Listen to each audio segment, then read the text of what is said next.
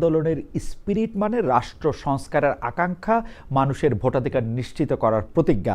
সেই থেকে সরে গিয়ে কেউ কেউ কি রাজনৈতিক ফায়দার দিকেই বেশি নজর দিচ্ছেন? এর মধ্যেও কি এক ধরনের পক্ষপাতিত্ব বা নিজ দলের পক্ষে ঝোল টানার আগ্রহী বেশি দেখা যাচ্ছে? আমরা পিক অ্যান্ড চুজ ফর্মুলাটাও কি আমরা দেখতে পাচ্ছি, যখন যাকে পছন্দ তখন তার সঙ্গে থাকা? এসব নিয়ে কথা বলার জন্য আজ আমাদের সঙ্গে রয়েছেন জাতীয় পার্টি জাপার মহাসচিব ব্যারিস্টার শামীম আহমেদ পাটোয়ারী। ব্যারিস্টার পাটোয়ারী, আপনাকে আমাদের অনুষ্ঠানে স্বাগত জানাই। আপনি আমাদেরকে সময় দিয়েছেন, সেজন্য আমাদের শুভেচ্ছা এবং কৃতজ্ঞতা জানবেন। আমাদের সাথে আরও থাকছেন যুক্তরাষ্ট্রের হাওয়ার্ড বিশ্ববিদ্যালয়ের সহকারী অধ্যাপক ডক্টর মির্জা গালিব। ডক্টর মির্জা গালিব, আপনাকে আমাদের অনুষ্ঠানে স্বাগত জানাই, শুভেচ্ছা এবং কৃতজ্ঞতা, আপনি আমাদের সময় দিয়েছেন। আমরা একটু ব্যারিস্টার শামীম আহমেদ পাটোয়ারীকে দিয়ে শুরু করতে চাই। ব্যারিস্টার শামীম আহমেদ পাটোয়ারী, আপনি সম্প্রতি বিবিসি বাংলাকে বলেছেন যে বিএনপি বা জামাতের সঙ্গে জোটবদ্ধ হয়ে হলেও নির্বাচনে অংশ নিতে চায় জাতীয় পার্টি। আপনার এই আহ্বানে বিএনপি বা জামায়াত থেকে কোনো সাড়া পেলেন কিনা? প্রকাশ্যে বা আড়ালে কোনো আলাপ হচ্ছে কিনা? জাতীয় পার্টি যে ক্ষমতার দিকে হেলে থেকে সবসময় সুবিধা নিতে চায় বা সুবিধাবাদেরকে নিজেদের আদর্শ হিসেবে চর্চা করে, আপনার বক্তব্য তারই প্রমাণ রাখে কিনা?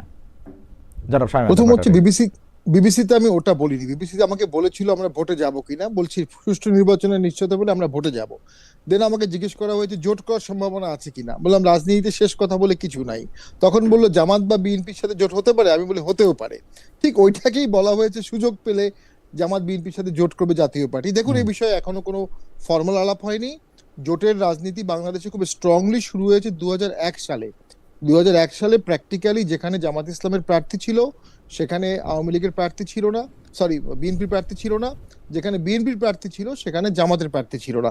ইট ওয়ার্কড লাইক ম্যাজিক। এবং সেখানে আওয়ামী লীগ 58টা আসন পেয়েছিল, কিন্তু ভোট পেয়েছিল একক দল হিসাবে বিএনপির থেকেও বেশি। ওই ভোটে জামাতেরও একটা ক্ষতি হয়েছে।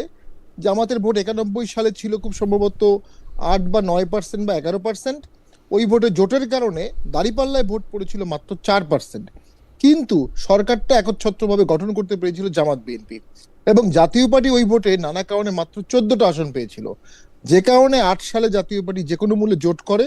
ওর পরে বাংলাদেশে আর জোট ছাড়া ভোট হয়নি। এখন সামনের ভোটে যেহেতু এখন পর্যন্ত আওয়ামী লীগ নিষিদ্ধ দল বা ব্যান্ড দল, তাদেরকে ছাড়া যদি একটা ভোট হয়, সেক্ষেত্রে জাতীয় পার্টি কারোর সাথে জোট করতে পারে। জোট করার মুখ্য উদ্দেশ্য কয়েকটা। আমার যদি 10টি বা 20টি 25টি আসন থাকে, আমি জোট করে যদি আরো 10টি বা 15টি আসন পাই, আবার আমার 100-200 আসনে আমার ভোটগুলো দিয়ে আরেকটি বড় দল কিছু আসন বেশি পায়, তাহলে এটা ভাইস ভার্সা বেনিফিশিয়াল হয়। সেক্ষেত্রে জোট হতে পারে। আমরা এই বিষয়ে ওপেন। জি ব্যারিস্টার পাটোয়ারী, আপনি শেষ করেন প্লিজ। জি, আরেকটা হচ্ছে যে হ্যাঁ, আমরা জোট করি, আমাদের সাথে তো জোট করে, এটা কখনো একতরফা না, এটা অলওয়েজ ভাইস ভার্সা বেনিফিশিয়াল। কারণ ওই জোটের ডিফারেন্সটাই তো ডিফারেন্স করে। 2001 হচ্ছে পারফেক্ট এক্সাম্পল, টেক্সটবুক এক্সাম্পল। ওকে, 2001-এ যদি আমি শেষ করে দিচ্ছি, জাতীয় পার্টির ভোটটা যদি আওয়ামী লীগে যেত, তাহলে 2008-এ হয়তোবা আওয়ামী লীগ, 2001-এ হয়তোবা আওয়ামী লীগ সরকার ক্ষমতায় আসতো। 2001-এর ভোটের হিসাব বলছি না। ব্যারিস্টার পাটোয়ারী, আপনার জোটের গণিত ঠিকই আছে, মানে জোট করলে যে ভোট বাড়বে, জোট করলে যে এক ধরনের এটা হয়, সেটা ঠিকই আছে। কিন্তু আপনি আমাকে বলেন যে জুলাই আগস্টে যা নিয়ে আন্দোলন হলো, যেই ব্যবস্থার এগেনস্টে আন্দোলন হলো, তাতে আপনার কাছে কেন মনে হয় যে জাতীয় পার্টির সঙ্গে কেউই জোট করতে আগ্রহী হবে? কারণ যদি এটাকে আপনি একটা আদর্শের লড়াই বলেন, আওয়ামী লীগের কোন অন্যায় জাতীয় পার্টি আসলে করে নাই, জাস্ট খালি প্রধানমন্ত্রী চেয়ারে বসাটা ছাড়া? না না, আওয়ামী লীগের বিরুদ্ধে গণহত্যার অভিযোগ আছে, ব্যাংক লুটের অভিযোগ আছে, ভোটের অভিযোগ আছে। হ্যাঁ, ভোটে আপনি বলতে পারেন জাতীয় পার্টিও ভোটে অংশগ্রহণ করেছিল। অংশগ্রহণ করে 100 আসন পেয়েছে, 200 আসন পেয়েছে তা না। 14 সালের ভোটটা খুবই কোশ্চেনেবল।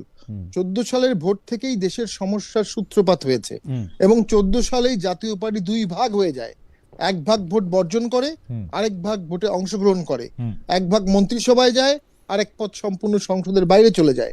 এবং সেই ধারাটার কারণেই পরবর্তী রাজনীতিটা ডিকটেট করতো জাতীয় পার্টির আওয়ামী লীগ অংশটা। এখন আপনি বলতে পারেন জাতীয় পার্টিতে এমনটা হয় কেন, বিএনপিতে তো হয় না। হ্যাঁ, এটা সত্য, জাতীয় পার্টিতে এটা হয়েছে, বিএনপিতে হয়নি। বাট 14 সালে এরশাদ ভোট বর্জন করেছিলেন, আপনি নিজেও সেই সময় একদম রিপোর্ট করেছিলেন এবং টকশোয় কথা বলেছিলেন, এবং ভারতের পররাষ্ট্র সচিব আসছিল, তার সামনেও এরশাদ বলেছিলেন আমি ভোটে যাব না। তো এরপরে তো তাকে সিএমইচি নিয়ে যাওয়া হলো, তো উত্তরবঙ্গের আচ্ছা, বেশিরভাগ আসনে আমরা তখন এমপি ছিলাম না। এখানে একটু মানে আমরা এই আলোচনাগুলি আপনার কাছ থেকে একটু শুনতে চাইবো। শুধু একটু জানতে চেয়ে রাখি যে এরশাদ সাহেব কি ভোটে গিয়েছিলেন সিএমএইচে গিয়ে সেনাবাহিনী তার মাথায় পিস্তল ধরেছিল বলে, নাকি জাতীয় পার্টি আসলে ভারতমুখী দল পররাষ্ট্র সচিবের আসার কারণেই তাকে সিদ্ধান্ত বলতে, মানে ভারতের পররাষ্ট্র সচিব আসার কারণে এরশাদকে সিদ্ধান্ত বদলাতে হয়েছিল? না, আমি পুরো জিনিসটা একদম নিজে প্রত্যক্ষ করেছি। এরশাদ স্যার প্রত্যাহার করলেন, 2 দিন ছদ্মবেশে ছিলেন এবং 2 দিন উনি পালিয়েছিলেন। ওই 2 দিনে আমাদের ধারণা ছিল বিএনপি জামাত ঢাকা শহরে একটা আন্দোলন হবে, ভোট হবে না, এবং অঙ্কও বলছিল ভোট হবে না। শুরুর দিন শেঠগুপ্ত বলল ভোট পিছিয়ে দেওয়া উচিত। 2 দিন কোথাও কিছু হলো না। 2 দিন পরে সুজাতা সিং আসলেন, এরশাদ স্যার না করে দিলেন। এরপরে তাকে সিএমএইচে নিয়ে যাওয়া হয়। এরপরে উনি সিএমএইচে আটক ছিলেন। এরপরে উনি সরাসরি শপথের পরের দিন ওনাকে নিয়ে আসা হয় এবং তখন উনি শপথ করেন। শপথ হয়ে যায় সবার, ওনার শপথটা পরে হয়। যেহেতু একটা ভোট হয়ে যায় তখন আসলে তার কিছু করার ছিল না। তো পুরো জিনিসটার মধ্যে আমি মনে করি হয়তোবা একটা ইনক্লুসিভিটি ট্রাই এরশাদ স্যার শেষ পর্যন্ত করেছিলেন, যে সকল দল মিলে যেন একটা ভোট হয়। উনি জেনুইন ট্রাই করেছিলেন। ট্রাইটা নানা কারণে ফেইল্ড হয়েছে। তো সেখান থেকেই তো আসলে বাংলাদেশের সব সমস্যার সূত্রপাত শুরু হলো। আমি একমত। আমার প্রশ্নটা ছিল যে এই যে উনি এটা যে ফেল হলো, এইটা আপনি যেহেতু প্রত্যক্ষ সাক্ষী, আমার কথা হলো এর মধ্যে ভারত ফ্যাক্টর বেশি কাজ করছে না আর্মি ফ্যাক্টর? না, কোনোটাই কাজ করেনি। কাজ করেছে ওই সময় সরকার। এরশাদ স্যারকে 3টা আসনে নমিনেশন ছিল, একটাতে 5,000 ভোট দিয়েছে লালমনিরহাটে, রংপুরে পাশ করিয়েছে, আর ঢাকারটা উইথড্র করেছে। এটাই হলো বাস্তবতা। কোন ফ্যাক্টর কাজ করেছে এটা আমরা বলতে পারবো না। তবে জামাত বিএনপি 2 দিন যদি আন্দোলনে ঢাকা দখল করে ফেলতো তাহলে প্রেক্ষাপট হয়তো বা ভিন্ন হতো। জামাত বিএনপি কেন ওই সময় আন্দোলন করেনি এটাও গবেষণা করা উচিত, এত বড় ট্রাম্প কার্ড দেওয়ার পরও। জামায়াত বিএনপি কেন আন্দোলন করে নাই? জামাত বিএনপি আন্দোলন না করার ক্ষেত্রে একটা কারণ হইতে পারে যে এরশাদ সাহেব যেহেতু একটা বড় ফ্যাক্টর ছিলেন, তিনি আসলে মানে পুরো মিডিয়ার লাইমলাইট, সে সময় আমি যেহেতু একদমই প্রত্যক্ষভাবে একটা টেলিভিশনের নিউজ রুমকে লিড করি, তখন আমি দেখতে পাচ্ছিলাম যে প্রতিদিনই নতুন নতুন ঘটনা এবং শিরোনামের জন্ম দিচ্ছেন হোসেন মোহাম্মদ এরশাদ। কখনো তিনি বলছেন আমার মাথার কাছে পিস্তল আছে, আমার সাথে বেশি বাড়াবাড়ি করলে, আপনাদের নিশ্চয়ই মনে থাকবে সেই সময়কার কথা, তিনি মানা করছেন যে তিনি কি তার মৃতদেহ আসলে এই নির্বাচনে যাবে না। তারপরে আবার তিনি নির্বাচনে যাচ্ছেন, আপনাদেরকে উইথড্র করতে বলছেন, আবার তিনি যাচ্ছেন। আমার মনে আছে শামীম হায়দার পাটোয়ারি নিজেও আসলে উইথড্র করেছিলেন, তার মনোনয়ন মানে তিনি নির্বাচনে লড়েন নাই, আবার তিনি নির্বাচনে গেছেন। হাওয়েভার আমরা এই আলোচনায় আসব, কিন্তু ডক্টর গালিবের কাছে আমরা একটু যেতে চাই। বেরসা পাটোয়ারি, ডক্টর গালিবের কাছে জানতে চাইবো যে আওয়ামী লীগ নিষিদ্ধের দাবিতে বিএনপি কিন্তু যমুনার আন্দোলনে যায় নাই, কিন্তু এনসিপির সঙ্গে জামায়াত শিবির গিয়েছিল, যেটা হচ্ছে জাতীয় পার্টি সহ, মানে জাতীয় পার্টি নিষিদ্ধের একটা মানে জাতীয় পার্টি নিষিদ্ধের প্রসঙ্গটা একটা পরে আসি, যে আওয়ামী লীগ নিষিদ্ধের দাবিতে বিএনপি যায় নাই, কিন্তু এনসিপির সঙ্গে আমরা জামায়াত শিবিরকে দেখছি। আবার জাতীয় পার্টি সহ গত 15 বছর আওয়ামী লীগের জোট সঙ্গী অনুসারী সবাইকেই যখন নিষিদ্ধ চাওয়া হচ্ছে, তখন সেটাতে আসলে জামায়াত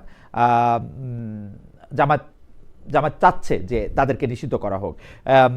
এই ক্ষেত্রে কি আমাদের এরকম মনে হতে পারে যে জামায়াত আসলে বিএনপি বাদে, এনসিপি বাদে বাকি দলগুলো যারা একটু ভোট পেতে পারে তাদের সবাইকে নিষিদ্ধ চায় এই কারণে যাতে মাঠটা ফাঁকা চায়, অর্থাৎ বিএনপি এরকম একটা দাবি করতেছে? ডক্টর গালিব, আপনার কাছে কি মনে হয় যে জামায়াতের দাবিটা কি এই কারণে যে মাঠটা ফাঁকা পাওয়ার জন্য?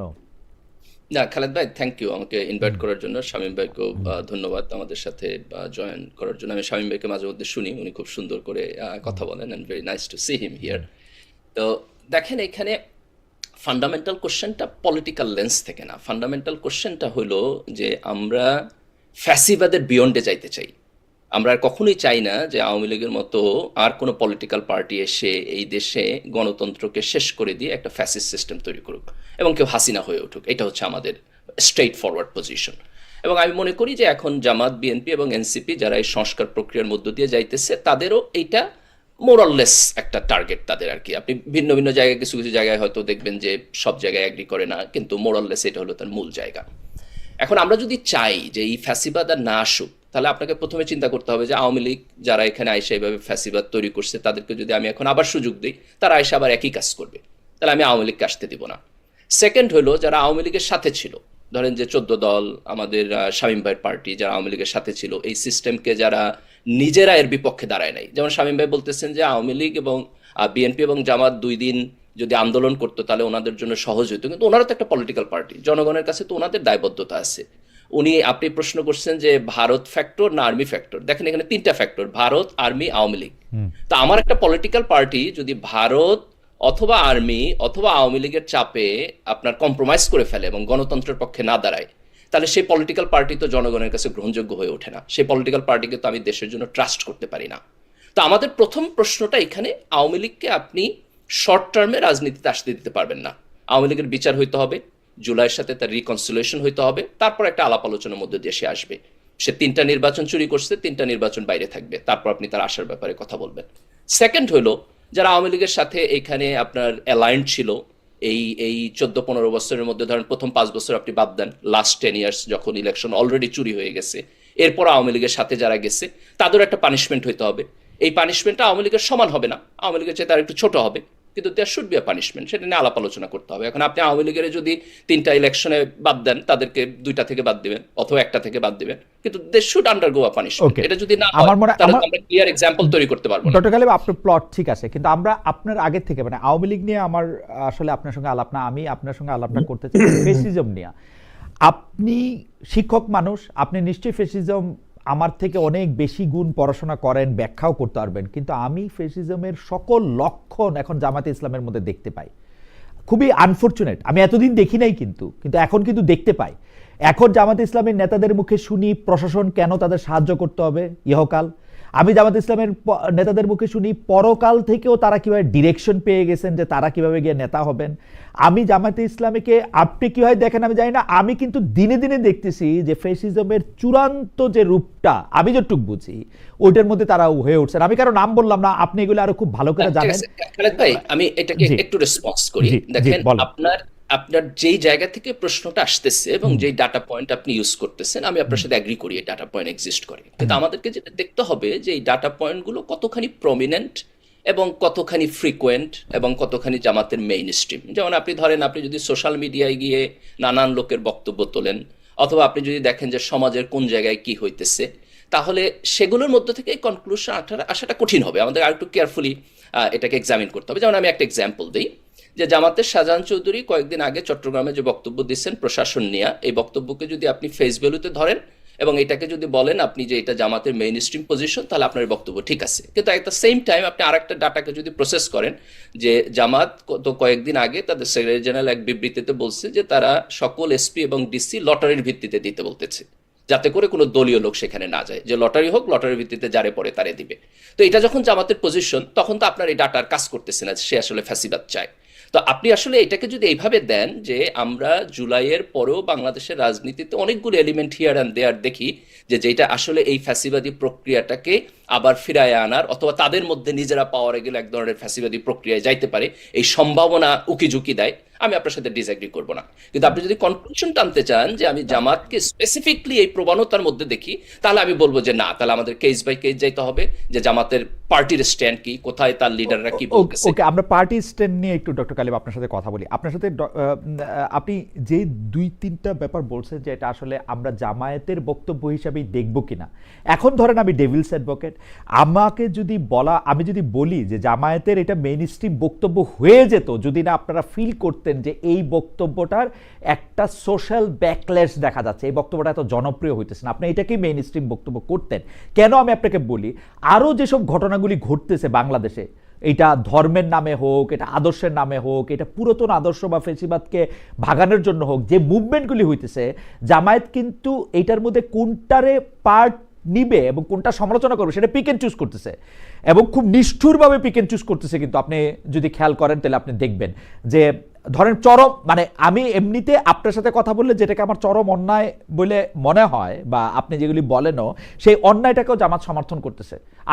আমি আবারও উদাহরণ দিলাম না, উদাহরণগুলি নিশ্চয়ই আপনার সামনে আসে। কয়েকদিন আগে যেই উদ্দেশ্যে একটা কারাগারে লোক নিক্ষেপ হোক, অন্য একটা জায়গার কিছু ভেঙে দেওয়া হোক, অন্য একটা কিছুর পুড়িয়ে দেওয়া হোক, এগুলির ব্যাপারে আপনাদের অবস্থানটার ক্ষেত্রে আমি বলতেছি, বা জামাতের অবস্থানের ক্ষেত্রে বলতেছি। জি না, আমি যদি আপনি এখানে এভাবে আসেন যে বাংলাদেশের রাজনৈতিক সংস্কৃতি এখনো যথেষ্ট পরিমাণ গণতান্ত্রিক হয়ে ওঠে নাই, এবং রাজনৈতিক দলগুলোর যে আভ্যন্তরীণ আন্ডারস্ট্যান্ডিং, সেই আন্ডারস্ট্যান্ডিংকে যদি আপনি আনচেকড ছেড়ে দেন, তাহলে আমরা একটা ভালো গণতন্ত্র পাবো না। আপনি যদি এই কথা বলতে চান, আমি আপনার সাথে 100% এগ্রি করি। দেখেন, গণতন্ত্রে আমরা যে সেপারেশন অফ পাওয়ার বলি, যে নির্বাহী বিভাগ, বিচার বিভাগ এবং আপনার সংসদ আলাদা থাকবে, কেন বলি? কারণ আমরা মানুষকে ট্রাস্ট করি না। আমরা মনে করি মানুষের হাতে অ্যাবসোলুট পাওয়ার দিলে তারা অ্যাবসোলুটলি করাপশন করবে।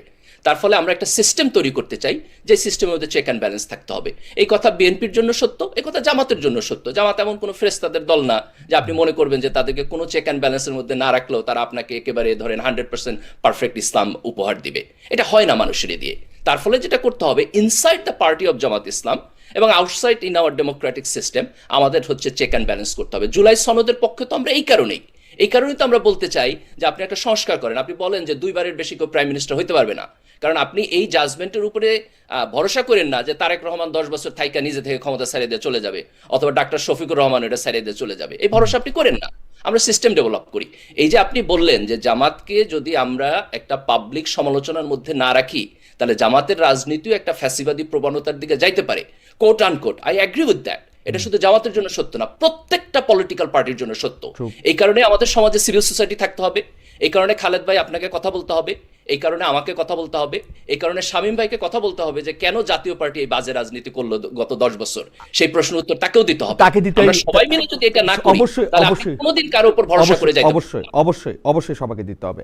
আমি জাস্ট একটা জিনিস আপনাকে বলি, ডক্টর গালিব, আপনার সঙ্গে কথা বলা মানে দর্শকরা হয়তো জানে না, আমি ক্যামেরার বাইরেও ডক্টর গালিবের সাথে কথা বলতে চাই, বলি, এবং তার কথা তো আমি শুনি। সেই জন্য আপনার সাথে কথা বলতে সময় আমি আপনাকে কোট করি যে এই যে আবুল সরকার গ্রেপ্তার ও পরবর্তী ঘটনা প্রবাহ নিয়ে আপনি মন্তব্য করেছেন, আপনাকে কোট করি, ধর্মের বিশ্বাস, শিক্ষা এবং নবী রাসূলের প্রতি যেহেতু মানুষের অসীম ভক্তি ও শ্রদ্ধা থাকে, মূর্খ এবং ইতরের মতো এইটাকে আঘাত করা কোনো বাক স্বাধীনতা নয়, বরং অত্যন্ত নিচু স্তরের অসভ্যতা। আমি আপনার এই বক্তব্যকে কনফার্ম করছি না, কিন্তু পাশে আরেকটা ব্যাপার রাখতেছি, আমরা কিন্তু অনেক বক্তাকে ধর্মীয় বক্তব্য বা ওয়াজের লিবাসে এমন সব কথা বলতে শুনি যে এই কথাগুলি আসলে মানে আপনি যাদের কথা বলছেন তাদের জন্য অনেক সময় অবমাননাকর। কিন্তু আমরা জামায়াতকে দেখি না যে এই কথাগুলিকে কনফ্রন্ট করতে অনেক বানোয়াট হাদিস বলা, অনেক রকম গালগপ্প বলা, শুধু ইসলাম ধর্মকে একটা অন্য জায়গার মধ্যে থেকে চলা, মানে আপনাদের যে শিক্ষা সে শিক্ষার বাইরে গিয়ে বলা, সেই ক্ষেত্রে আপনাদের প্রতিবাদ কিন্তু আমরা দেখি না। কিন্তু আমরা প্রতিবাদ দেখতেছি এইটার ক্ষেত্রে। এই প্রতিবাদ কি পিক এন্ড চুজ করা কিনা? না খালেদ ভাই, দেখেন এইখানে এই যে ব্যক্তির ব্যাপারে কথা বলা হচ্ছে, উনি যে অফেন্সিভ ল্যাঙ্গুয়েজ বলছেন, এই অফেন্সিভ ল্যাঙ্গুয়েজের কোনোভাবেই আমরা জাস্টিফাই করতে পারবো না। এটা আলোচনার বাইরে রাখতে হবে। এই অফেন্সিভ ল্যাঙ্গুয়েজ একটা সভ্য সমাজের জন্য অ্যাপ্লিকেবল না। আমাদেরকে যদি আলাপ আলোচনা করতে হয়, বাইরের এক্সাম্পল নিতে হবে। যেমন আমি আরেকটা সুইটেবল এক্সাম্পল দিই। আপনি দেখছেন তুলি আপার বিপক্ষে একটা মামলা হয়েছে গতকালকে, ধর্মীয় অনুভূতি আপনার আঘাত দেওয়ার জন্য। এই মামলাটা যদি আপনি দেখেন, উনি যেটুকু বলছেন সেটুকু ইমপারফেক্ট, এটা মানে বলা ওনার উচিত হয় নাই। কিন্তু এইটুকু ইমপারফেকশন কারেকশনের সুযোগ থাকা উচিত। এইটুকু ইমপারফেকশনের কথা আমরাও অনেক সময় বললে আপনি তার নামে মামলা করে দিবেন, এটা কোনো ওয়ে হইতে পারে না। তো ধর্মীয় অনুভূতি এইটা সমাজে পলিটিক্যাল ইউজ হয়। ধরেন জামাতের লোকদের নামেও কিন্তু ধর্মীয় অনুভূতির মামলা করছিল হাসিনা, এবং তাদেরকে অ্যারেস্টও করছিল এই মামলায়। আজকে তুলিয়াপার বিপক্ষে যে মামলা হয়েছে, এটাও পলিটিক্যাল। তো আমাদেরকে দুইটা জিনিসকে আলাদা করতে হবে। একটা হলো যে সমাজে ধর্মের ব্যাপারে রেকলেস হইয়া মানুষ উল্টাপাল্টা কথা বলবে, এটা সমাজে থাকা উচিত না। এখানে আমাদের একটা বার দিতে হবে। But at the same time আমাদের কেয়ারফুল থাকতে হবে যে আপনি হয়তো জানার জন্য বলছেন, বোঝার জন্য বলছেন, সেটাকেও আপনি ধর্মীয় অবমাননা হিসেবে পলিটিক্যালি তুলা ধরে আঙ্গুল তুলবেন, এটা ঠিক না। জামাতের দিক থেকে রিলিজিয়াস লোকদের যে কথাবার্তা, সেটার মধ্যে যদি অফেন্সিভ কিছু থাকে, এটা জামাতের যেমন কল আউট করা দরকার। আবার দেখেন, জামাতের সাথে বাংলাদেশের অন্যান্য ধর্মীয় স্কুল অফ গ্রুপের কিছুটা কনফ্লিক্টের জায়গাও আছে। তো জামাতের জন্য এটা কঠিন। আমাদেরকে যেটা বলতে হবে যে আমাদের যারা আলেম ওলামা আছেন তাদের মধ্য থেকে এটা আসা উচিত আর কি। এটা শুধু জামাত যে পলিটিক্যাল পার্টি হিসাবে না, বরং সামগ্রিকভাবে আলেম ওলামাদের মধ্য থেকে এটা আসা উচিত। আমি একটু আচ্ছা, এইটা নিয়ে আসলে কথা বলাও নানা কারণেই এটা নিয়ে হয়তো আমাদের কথা বলার দরকারও, আবার কথা বলার থেকে যেমন ডক্টর গালিব বলতেছেন যে এটাকে আলাপ আলোচনার বাইরে রাখাও একটু দরকার। আমি এটা মেনে নিলাম। আমি এরপরে আবার এই প্রসঙ্গের মধ্যে আসবো। শুধু খালেদ ভাই, আরেকটা জিনিস বোধহয় আমরা এখানে বলতে পারি, সেটা হলো যে দেখেন, এই ব্যক্তির বক্তব্য অফেন্সিভ, বাংলাদেশের আইনে অপরাধ, ওনাকে অ্যারেস্ট করা হবে, সেটা ঠিক আছে। কিন্তু ওনার সাথে যারা আছে তাদের ব্যাপারে যদি আপনি অন্যরা আইন হাতে তুলে নেয়, সেটাও অ্যানার্কি। আমরা কেন ধর্মের ব্যাপারে এই অফেন্সিভ বক্তব্যকে কিন্তু গালিব, আপনি কি সিরিয়াসলি আপনি মনে করেন যে একজন পালাকার, যে এই পালা 30, 35, 40, 45 বছর ধরে এই পালাটা এমনিই চলে আসতেছে, এই পালার মধ্যে পক্ষ বিপক্ষ ধরে তাদের মতো করে তারা এটা বুঝান, এই বোঝাটা আসলে ইসলামরে কোনো ক্ষতি করে বা ইসলামের অনুভূতির কোনো একটা কাজ করতে পারে? এই ল্যাঙ্গুয়েজে যদি হয় তাহলে আমি সিরিয়াস কোশ্চেন তুলবো। আপনি মানে এই ল্যাঙ্গুয়েজটা তো নতুন করে আসে নাই আর কি, মানে এটা 2001 না, আগে থাকলে আগেও রং, আগে যদি থাকে আগেও রং, এটা আপনি কোনোভাবে জাস্টিফাই না, কারণ আপনি ল্যাঙ্গুয়েজটা দেখেন, এটা ফ্যাকচুয়ালি ইনকারেক্ট, যে আলাপ আলোচনা হইতেছে সেই আলাপ আলোচনার কোনো মেরিট আমি দেখি না। এটা আগে থাকলে আমি মনে করি পুরো জিনিসটা নিয়ে প্রশ্ন তোলা উচিত। এই ল্যাঙ্গুয়েজে এইভাবে এটা কোনোভাবে অ্যাকসেপ্টেবল। আপনি কি মনে করেন যে ধরেন আমি একটা ইনকারেক্ট জিনিস বললাম, আমি ফ্যাকচুয়ালি একটা রং জিনিস বললাম, বা আমি মনে করেন আপনার কথাটার মানে আপনি যে সেই ভালোটা আমি স্বীকার করলাম না, সেইটা কি আমার মানে ফৌজদারি অপরাধ হওয়া উচিত?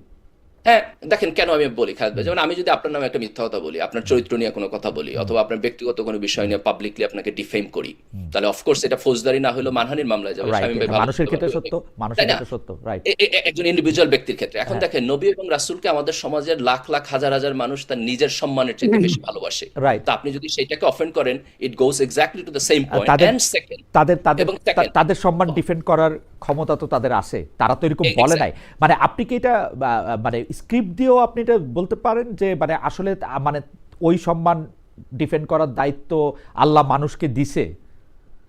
না, ডেফিনেটলি দেখেন, ইসলামে হালাল হারামের বিধান আছে, তাই না? হালাল হারামের বিধান হলো যে সেটা ব্যক্তিগত অপরাধ, আমি হারাম করলাম, আল্লাহ আমার বিচার করবে না। আপনি নবী রাসূলের ব্যাপারে এরকম অফেন্সিভ বক্তব্য বলতে পারবেন না, এটা সমাজে কেওয়াস তৈরি করবে। সেটা স্ক্রিপ্টে আছে কিনা, স্ক্রিপ্টেড কিনা?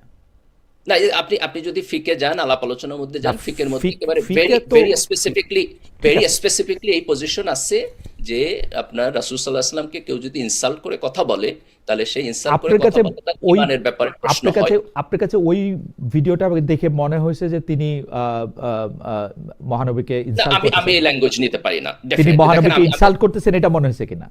এক্স্যাক্টলি আমার কাছে এটা মনে হয়েছে, ডেফিনেটলি। কিন্তু আমি দেখেন, আমি হচ্ছে, আপনি যদি ধর্মের ব্যাপারে একাডেমিক আলাপ আলোচনা করতে চান, ফিলোসফিক্যাল আলাপ আলোচনা করতে চান, আমি মনে করি সমাজে সে পরিবেশ থাকা দরকার। কিন্তু আমি সমাজের মধ্যে যে সমস্ত লোকদেরকে অত্যন্ত নিচু এবং ইতর স্তরের শব্দ দিয়ে এটাকে আপনার আঘাত করার যে প্রবণতা বিভিন্ন জায়গায় দেখি, এটার ব্যাপারে আমি খুবই ডিস্টার্ব।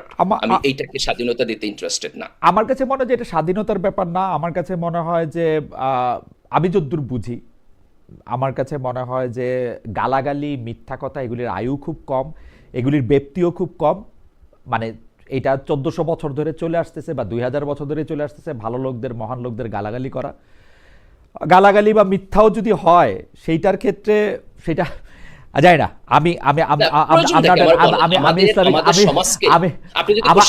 আমি যদি বলি যে 1400 বছর আগে বা 570 খ্রিস্টাব্দ থেকে শুরু হয়ে 610-এর নবুয়ত প্রাপ্তি থেকে শুরু হয়ে যত দিন গেছে, একদিনও হয়তো এরকম যায় নাই যে তাকে তার নিজের দলের লোকদের, নিজের গোষ্ঠীর লোকদেরও গালাগালি না শুনতে হয়েছে। বাট আমি জানি না, সেই জন্য আমি স্ক্রিপ্ট খোঁজ করতেছিলাম যে এইটার জন্য তার ফৌজদারি শাস্তি দেওয়ার দরকার আছে নাকি তাকে আসলে মানে। আপনি যদি পানিশমেন্টের জায়গায় প্রশ্ন তুলতে চান যে ধরেন যে এটার পানিশমেন্ট প্রসিডিউরটা কি হবে, তাহলে এটা নিয়ে ধরেন আলেম ওলামাদের আলাপ আলোচনা করতে হবে। একজন যদি ধরেন যে ফার্স্ট টাইম অফেন্স যদি হয়, সে যদি সরি বলে, তার কারেকশনের সুযোগ থাকা উচিত, তাই না? সেন্টেন্সিং ইজ এ ডিফারেন্ট জিনিস। আপনি যদি গিলটি নন গিলটি বলেন, তাহলে আমি বলবো যে হি ইজ গিলটি। সেন্টেন্সিং নিয়ে যদি আলাপ করতে চান, তাহলে আমি বলবো দ্যাট উইল বি কমপ্লিটলি। এই গিলটিটা আপনিই বলতে চান? না, আমি বলতে চাই না। আপনি যদি আমার পার্সোনাল অপিনিয়ন জিজ্ঞেস করেন, তাহলে আমি বলবো যে আমার কাছে মনে হয়েছে উনি গিলটি। এখন আপনি কিভাবে কালেক্টিভলি গিলটি বলবেন, সেটা তো আইনের প্রশ্ন। ওকে, আমাকে একজন বলছেন, আমি একটু যাচ্ছি ব্যারিস্টার পাটোয়ারির কাছে। ব্যারিস্টার পাটোয়ারির কাছে অনেকগুলি বিষয় নিয়ে আমাদের কথা আছে, আমরা ব্যারিস্টার পাটোয়ারির কাছে যাচ্ছি। একজন, উনার নাম মমিন 9894, মানে এটা হয়তো উনার নাম না, কিন্তু উনি অনেকগুলি মেসেজ পাঠিয়েছেন, দেখে আমি একটু পড়ে শোনাচ্ছি। খা মহিউদ্দিন, আপনার ইসলামের নলেজ খুব সীমিত, আপনি এই আলোচনা বেশি টানাটানি না করে যে বিষয়ে আপনার এক্সপার্টিজ আছে সেটা নিয়ে আলোচনা করেন। আমি খুবই দুঃখিত, আপনার কথা সত্য, আসলে আমার ইসলামের নলেজ সীমিত, কিন্তু আমার খুব বেশি নলেজ আসলে কোনো বিষয়ে নাই আপনাকে। সো আমি যাচ্ছি ব্যারিস্টার শামীম আহমেদ পাটোয়ারির কাছে। ব্যারিস্টার শামীম আহমেদ পাটোয়ারি, বিগত 35 বছরে কখনো জাতীয় পার্টির ভেতরে বিএনপি পন্থী, কখনো আওয়ামীপন্থী গোষ্ঠী, এই কারণে জাতীয় পার্টি বারবার ভাঙনের মুখে পড়েছে। কিন্তু বাইরে থেকে এটা মনে হলো জাতীয় পার্টির রাজনীতি, মানে কেউ কেউ বলছেন আসলে নিয়ন্ত্রণ করে ঢাকা ক্যান্টনমেন্ট এবং ভারত। যেমন আমরা যদি বলি জিএম কাদর ভারতপন্থী গোষ্ঠীকে নেতৃত্ব দিচ্ছেন, আমাদের বলতে হবে ব্যারিস্টার আনিসুল ইসলাম মাহমুদ বরাবরের মতো সামরিক গোয়েন্দা বলয়ে থেকে রাজনীতি করছেন। এ পর্যবেক্ষণের সাথে আপনি একমত হবেন কিনা? মানে কখনো ভারত, কখনো ক্যান্টনমেন্ট, আপনারা কখনো আর জনগণের কাছে যাবেন কিনা? না না, অনেকগুলো 91 সালে জাতীয় পার্টি 35টা আসন পেয়েছিল। 96 সালে 17% বাংলাদেশের মানুষ জাতীয় পার্টিকে ভোট দিয়েছিল। বিদেশি অনেকের সাথে অনেকের সম্পর্ক থাকে, কিন্তু ভোটের দিন এদেশের মানুষ যেটা করে সেটাই হয়, যদি সুষ্ঠু ভোট হয়। আর আপনারা যে বিষয়ে ডিসকাশন করছিলেন বাউলদের বিষয় নিয়ে, এটা আমাদের পেনাল কোডেই অপরাধ। যদি কেউ কোনো ধর্মকে, যে কোনো ধর্মকে আঘাত দিয়ে কোনো কথা বলে, এটা শাস্তিযোগ্য, পেনাল কোডের অপরাধ আছে। আপনি নুপুর শর্মার এক্সাম্পল দেখেন, ভারতে বিজেপির নেতা, বাগ্মী নেত্রী, অসম্ভব কথা বলতেন। উনি হঠাৎ করে মহানবী সভায় বাজে কমেন্ট করলেন, পুরো মিডল ইস্ট ভারতীয় পণ্য বাতিল করা শুরু করলো, সুপ্রিম কোর্ট দেখে দেখে শাসিয়েছে। না, আপনি ধর্মীয় অনুভূতি, আপনি ধর্মীয় অনুভূতিতে মানুষের আঘাত দিবেন, এটা কোনো অপরাধ হিসেবে বিবেচিত হবে না। যে যার মতো করে যার ধর্মকে গালাগালি করবে, সেইটা যে এটা করা হবে, এইটা কিন্তু আমি কখনোই এটা ভালো মনে করি না। আমার কাছে কথা হলো যে ওই কনটেন্টটা তাই ছিল কিনা। আর দ্বিতীয়, আপনি যেহেতু প্রসঙ্গটা তুললেন, সেই জন্য আমি আপনাকে বলতে পারি, ধর্মীয় অনুভূতিতে আঘাত কি শুধু সংখ্যা গুরুদের ক্ষেত্রেই প্রযোজ্য বাংলাদেশে? আপনি আমি যেটা নিয়ে শঙ্কিত সেটা হচ্ছে রিয়াকশনটা। রামদা হাতে একজন বাউলকে মারতে মারতে পুকুরে ফেলে দেওয়া হলো, এইটা রিয়াকশনের দরকার ছিল না। আপনি মামলা করতে পারেন, পুলিশ মামলা নিবে, অ্যারেস্ট করবে, দ্যাটস অল। সমস্যাটা ওইখানে হয়ে যাচ্ছে। ঠিক ওই জায়গায় জিনিসটার আইনের মধ্যে থাকছে না, ব্যাখ্যার মধ্যে থাকছে না, একটা আবেগ ক্ষোভের মধ্যে চলে যাচ্ছে। গত 1-1.5 বছরে অনেকগুলো মাজার ভাঙা হয়েছে, অনেকগুলো লাশ পুড়িয়ে দেওয়া হয়েছে, 2-4টা, বেশ কয়েকটা। এই ঘটনাগুলো খুব ইঙ্গিতবাহী, এবং এটা জামাতকেও খুব সতর্কতার সাথে দেখতে হবে। কারণ জামাত যখন নেক্সট ইলেক্টেড গভর্নমেন্টে যে ফরম্যাটে থাকবে, এই দায়গুলো কিন্তু জামাতের উপর যাবে না। আপনি জামাতের উপর দায় দিচ্ছেন বেশি পাটারি, জামাতের উপর দায় দিচ্ছেন, কিন্তু আমার কিন্তু জামায়াতের রাজনীতি আমি পর্যবেক্ষণ করি। আর আপনি কি জাতীয় পার্টির দায় দেখেন না? জাতীয় পার্টি কিন্তু এই ধর্মটাকে যেভাবে ব্যবহার করেছেন, তার জাতীয় পার্টির জন্ম লগ্ন থেকে এই দায়টা নিয়েও যদি একটু আপনি আমাদের বলতেন, যেভাবে এরশাদ সাহেব মাজারগুলিতে গিয়েছেন, মসজিদে গিয়েছেন, মানে আপনি যদি সেইটাও একটু বলতেন তাহলে একটু সুবিধা হতো। আমি বলছি, এরশাদ স্যার শুক্রবার ছুটি ঘোষণা করেছে, ওটা এখনো আছে। এরশাদ স্যার রাষ্ট্রধর্ম ইসলাম করেছে, এটা কয়েকবার সংবিধান অ্যামেন্ডমেন্ট হয়েছে। রাষ্ট্রধর্ম এরশাদ করেছে একবার, পরে আওয়ামী লীগ 15 অ্যামেন্ডমেন্টে ওইটা আবার নিয়ে আসছে, ওটা বাতিল করে আবার নতুন ভাবে নিয়ে আসছে। আর এরশাদ স্যার লাঙ্গল বন্ধু তো বিশাল একটা আশ্রম করেছিলেন, জন্মাষ্টমী ছুটির দিন করেছিলেন। উনি বৈত্যবাদে বিশ্বাস করতেন, জন্মাষ্টমী ছুটি এরশাদের করা। এবং মন্দির মসজিদ সবগুলো বিদ্যুৎ বিল, কারেন্ট বিল, পানির বিল এগুলো বন্ধ করে দিয়েছে, মসজিদ মন্দির গির্জা সবকিছুর। যা ধর্ম খুব ক্রিটিক্যাল ইস্যু। এবং আমি কেন জামাতের কথা বলছি, কারণ তারা at the moment apparently largest দল যারা ইসলামিক। এবং ওই যে আমরা আওয়ামী লীগের সাথে ছিলাম, আওয়ামী লীগ খারাপ কাজ করেছে, আমরা সেই দায় আমাদের উপর আসছে, পলিটিক্যাল দায় আসছে না, ওরকম জামাতের উপরও এগুলোর দায় আসবে এবং আরো বড় আকারে আসবে। এটা আমার পলিটিক্যাল অ্যানালাইসিস। নাও ভোটে অংশগ্রহণ করা, অনেকেই বলতে পারে কেন করলেন, আমরা করলাম না, আপনারা কেন করলেন, এটা হতে পারে। 18 সালে সবাই অংশগ্রহণ করেছিল। পৃথিবীর কোন পেনাল কোডে ভোটে অংশগ্রহণ করা শাস্তিযোগ্য অপরাধ? আমরা এটা দায় কিছু আছে, আমি অস্বীকার করছি না, আপনি পেনাল কোডে গেলে আপনার সাথে তার কথা কয়ে পারবো না, কিন্তু আপনি আপনার কোডে বলেন, হায়দারি পাটোয়ারি কোডে আপনি ঠিক কাজ করছিলেন না? আমি এখন নির্বাচনে কোডে বলছি, নির্বাচনের কোথায় বলা আছে আপনি ভোটে অংশগ্রহণ করলে পরবর্তী ভোটে অংশগ্রহণ করতে পারবেন না? নির্বাচন যে আরপিও আছে আমাদের, কোথায় আছে? এটা পলিটিক্যালি অনেকে আমাদের পারবেনি। কিন্তু আওয়ামী লীগ যেখানে 2018 সালে এই নির্বাচনটা করার পর 2024-এর নির্বাচনটাতে আপনারা কোন মুখে গেলেন পাটোয়ারি? এটা নিয়ে আপনার সঙ্গে আমার বহুবার কথা হয়েছে। এইটা কি এই ইলেকশনটাতে যাওয়া মানে আওয়ামী লীগকে এক ধরনের লেজিটিমেসি দেওয়া? না, এটা না। শামীম ভাই, আপনারা তো গভর্নমেন্টও ছিলেন, তাই না? হ্যাঁ, 14 থেকে 18 আমাদের একটা অংশ গভর্নমেন্টে ছিল। দেখুন, এখন আসে নির্বাচনে অংশগ্রহণ করা নিয়ে।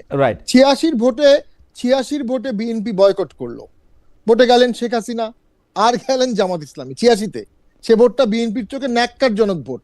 আর 194 দিন কেয়ারটেকার গভর্নমেন্টের জন্য আন্দোলন করলো, জামাত করেছে, জামাতের আইডিয়া কেয়ারটেকার গভর্নমেন্ট, ভালো আইডিয়া, সেটা আওয়ামী লীগ অ্যাডপ্ট করেছে। জাতীয় পার্টি 194 দিন আন্দোলনের পরে 15ই ফেব্রুয়ারি একটা সম্পূর্ণ বাকওয়াজ ইলেকশন করলো বিএনপি, করে আবার একটা অ্যামেন্ডমেন্ট করে সংসদ ভেঙে দিল। তা খারাপ ইলেকশন কে করে নাই? না না ডিগ্রি ভ্যারি করতে পারে, সবাই করেছে। না না বেরিসে পাটোয়ারি, জি। আমরা যদি এইটাকে একদম, আমি জানি না বাগধারাটা ঠিক মতো প্রয়োগ করা হলো কিনা, এইটা একদমই শাক দেয়া মাছ ঢাকা। মানে আপনাকে যখন আমি জিজ্ঞেস করলাম আপনি এটা কেন করছেন, তখন আপনি বললেন আপনার খালাতো ভাইও তো করছে, কিন্তু না। এইটা কি আপনার করাটাকে জাস্টিফাই করে কিনা?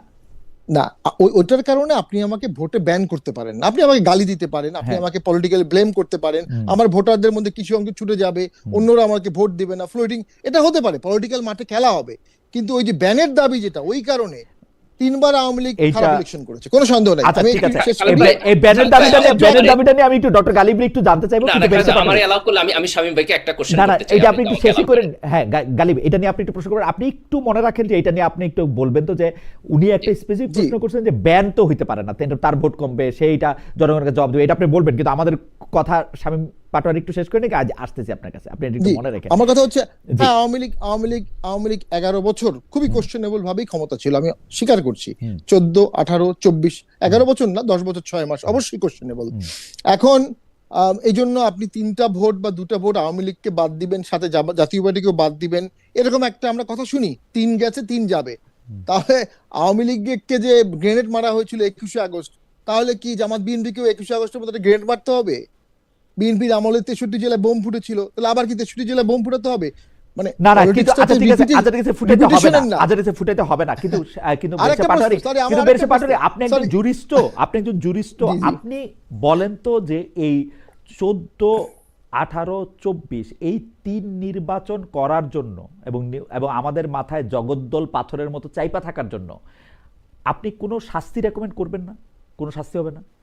মানে শাস্তিটা জনগণকেই দিতে হবে, এর বাইরে আর কি শাস্তি দিবেন? দেশ যদি বাঁচাতে চান, দেশে হ্যাঁ। যদি অন্তর্ভুক্তি আপনি বিলিভ করেন, হ্যাঁ। দেখেন 14 সালে অন্তর্ভুক্তি ছিল না, হ্যাঁ। এটাই কিন্তু প্রবলেম। হ্যাঁ। এবং সেখান থেকেই সংস্থার সূত্রপাত হয়েছে।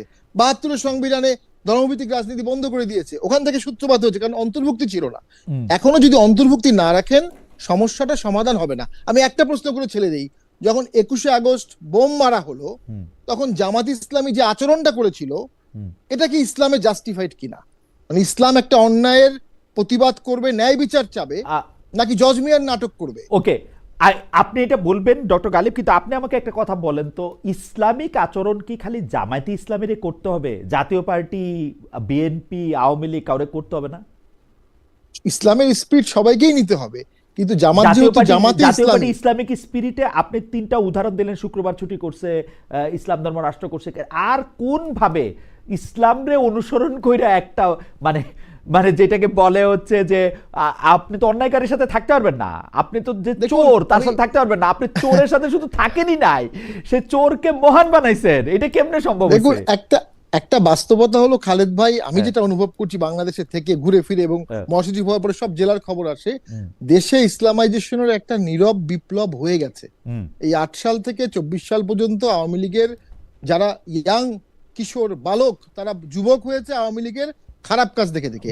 তারা আওয়ামী লীগের কাজটার কারণেই সেটাকে ইন্ডিয়ারও খারাপ কাজ ভেবেছে, অ্যান্টি ইসলাম কাজও ভেঙেছে, এবং তারা ইসলামের দিকে ধাবিত হয়েছে, রাইট অর রং, কিন্তু তাদের মধ্যে একটা Islamic political party, Islamic political চেতনা চরম ভাবে আসছে। এটা তো কোনো অন্যায় কিছু না, ডেমোক্রেটিক্যালি আসছে, যেটা আপনার ছাত্র সংসদ নির্বাচনও দেখতে পাচ্ছি আমরা। কিন্তু প্রবলেমটা হলো যে এটার সাথে 71-এর একটা কনফ্লিক্ট তৈরি হয়ে যায় অনেক সময়। তো ভবিষ্যৎ বাংলাদেশ কিন্তু শার্প দুভাগে ভাগ হয়ে যাবে, একটা হবে প্রো 71 মোরাললেস, আরেকটা হবে অ্যান্টি, আমি শেষ করে দিচ্ছি, অ্যান্টি 71। এইখানে বিএনপির মতো মধ্যপন্থার দলগুলো খুব ডিফিকাল্টি ফেস করবে, দেখা যাবে জামাত এবং আওয়ামী লীগই আবার স্ট্রংলি দুটো পক্ষ লিড করবে, এটা সম্ভাবনা কিন্তু আছে। আমি বেরিসে পাটোয়ারি একটা কথা বলে রাখি, আমি আপনার এই বক্তব্যের সাথে আমি একমত না। বাংলাদেশে ইসলামাইজেশন হয় নাই, বাংলাদেশের তরুণরা ইসলামিক রাজনীতির দিকে গেছে, সেটা আমি মানি না। এটা আমি তখনই মানবো যখন আমি দেখবো বাংলাদেশের লোক ঘুষ খায় না, বাংলাদেশের লোকজন অন্যায় করে না, মিথ্যা কথা বলে না। এইটাকে যে ইসলামাইজেশন বলে, এই ইসলাম আমি মানি না।